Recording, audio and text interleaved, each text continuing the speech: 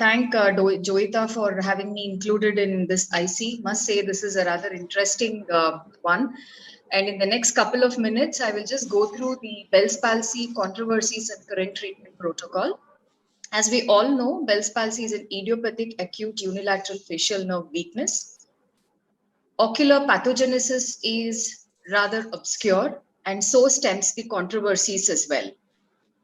So we all know that it is because of the injury to the nerve, edema to the nerve, and sometimes stress or adenovirus infection induces activation of the latent virus. It was also found that when herpes virus was injected into the stylomastoid foramen in the animal model, it caused facial paralysis in some of them. And facial nerve biopsy, when they did, the intraneural inflammation was very consistent with that of a viral infection. Culture positive for herpes simplex virus from the nasopharynx was also obtained in some of them, but it was found on the epineural biopsy when they did the decompression. In contrary, only very few patients with Bell's palsy have demonstrated antiviral antibodies in the cerebrospinal fluid. Now, the viruses have also never been identified in the nerve tissue by electron microscopy, and seroconversion did not happen in these patients. But when the virus was injected into the stylomastoid foramen in some of the guinea pigs, they did develop some seroconversion, but they did not develop Bell's palsy. That was rather interesting and contrary to whatever was told earlier. And so when a patient comes with Bell's palsy, we are always confused whether we need to send them on a routine blood investigations. Do we need to image these patients? If at all, what should be the imaging? Do we have to CT scan them or MRI? While treating them, is it the steroids alone or antivirals alone, or do we have to give a combination therapy? Do we have to send them for nerve studies like electroneurogram and electromyography as a prognostic factor? Do we have to send them for physiotherapy? Do we need to decompress them? If we have to refer them, when and who? And when do we intervene them surgically? These are the things that run in our mind when we see a patient with Bell's palsy. So for this, the American Academy of Otolaryngologists and the head and neck surgeons, they came up with a clinical practice guidelines with 11 controversies and respective protocol for that. Now, why do we need a guidance? One is basically to improve the accuracy of the diagnosis, to improve the quality care and the outcome, and to decrease the harmful variation in evaluation of management of Bell's palsy. Now, they strongly recommended that every patient should undergo a detailed history and a physical examination to exclude the identifiable causes. Like just now, Dr. Joyita has told what were those. And we need to take do a strong physical examination. A routine laboratory testing is advised against. Why? Because there is a low detection rate of this herpes simplex virus, even with the use of PCR, ELISA, Western blot, or the cerebrospinal fluid tapping. But the laboratory testing may be indicated in selected patients. Now, this we found a little interesting. We saw this patient a week back rather.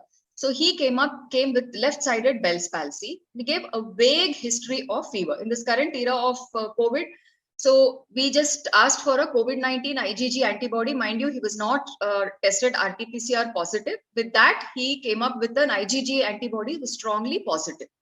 So we should be selective in whom we send for the investigations. Routine diagnostic imaging is not recommended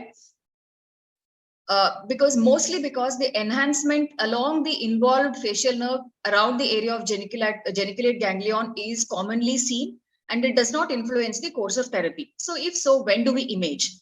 If there is a history of trauma to the temporal bone, if there is any history of tumor, paralysis that fails to recover in the expected time frame, if there is a development of new symptoms, second paralysis or other cranial nerves. Like again, this gentleman, after a couple of days, he developed defective vision. So, but when we imaged him, we did not find any abnormal enhancement seen along the facial nerve canal, but the perioptic CSF space was prominent. So, what should be the imaging modality, MRI or CT? It's invariably MRI, which the imaging of the entire course of the facial nerve with and without contrast, and to include the internal auditory canal in it. Now, when it comes to treatment, they recommended that strongly for oral steroids prescribed within 72 hours of the onset of symptoms in patients older than 16 years. Why? Because we know that Bell's palsy is because of inflammation and edema, and oral corticosteroids is a potent anti-inflammatory agent. Sullivan and et al. In their trial of 551 patients, they gave patients with Bell's palsy oral steroids and showed a significant improvement and reduced synkinesis as well. So after evaluating them for 9 months post-treatment, they found that 94.4% recovered with prednisolone and 81.6% with placebo group. So they recommended a 10-day course of oral steroids on tapering dose. Antiviral monotherapy was not recommended, is because in the a study published in the Lancet Neurology in 2008, when they compared 207 patients, did not show any improved recovery rate as against 29 who were treated with placebo. But a combination therapy with antiviral was given as an option based on the randomized control trial by Sullivan FM.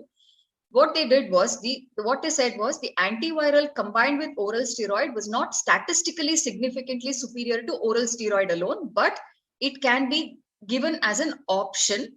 Why? Because 83% of them showed improvement, complete recovery 3 months after prednisolone and placebo, whereas 79.7 with prednisolone and acyclovir. It was not statistically significant, so they said it can be an option. But they strongly recommended eye care examination and eye care as such. But surprisingly, there was no trial as such for this. They recommended routine drops and ointment in the night, taping of the lids in the night, and a chemical tarsography, like in this patient where we have given botulinum toxin to the levator and creating a temporary chemical tarsography. Electrodiagnostic testing in incomplete paralysis was strongly not recommended, because if a patient has clinically some amount of voluntary contraction, they are very highly likely to recover. Electrodiagnostic testing in such patients provides no further insight. But if the paralysis is complete, they gave that as an option, because if this has to be done approximately 72 hours later, because if we do anything earlier than that, the nerve would not have gone a complete Wallerian degeneration, and some physiologically viable tissues can give us a wrong reading. So electroneurography is a surface electrode recording system, and facial electromyography is performed by inserting a needle electrode into the affected muscle. So this is how they interpret it, and this is the electrode is placed in front of the ear, and we have 2 electrodes on either side of the nose, and the amplitude is recorded. So percentage of degeneration is recorded by 100 minus the amplitude of the involved side by the amplitude of the uninvolved side multiplied by 100.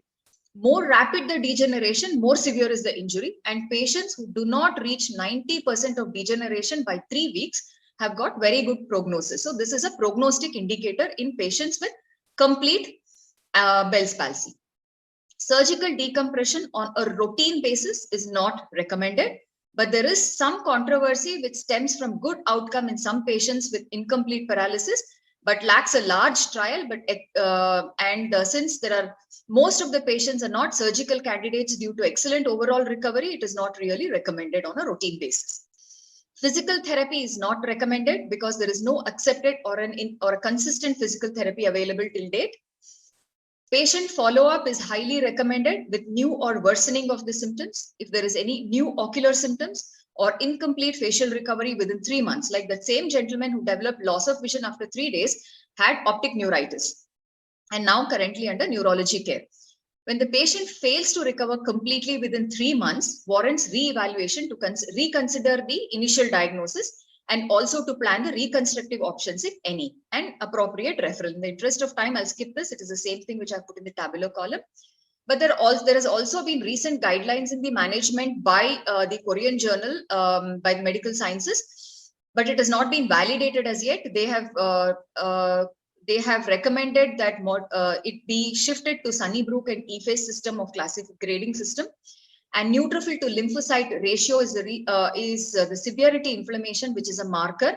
And they say that lower NLR was observed in patients with more favorable outcomes. Nimodipine is a calcium channel blocker, which is also neuroprotective and promotes axonal sprouting. So this can be used in, but there is lacking of evidence based on this. And also the mycophenolate mofetil, which is an immunosuppressive agent, was found to be effective in some animal models and can be considered in traumatic facial palsy, but there's no human trials available as yet. And muscle transfer, they have recommended in for facial reanimation, apart from the other surgery. So thank you so much. And if you're interested in going through the history of facial palsy, you can go through the Wikipedia. Thank you so much.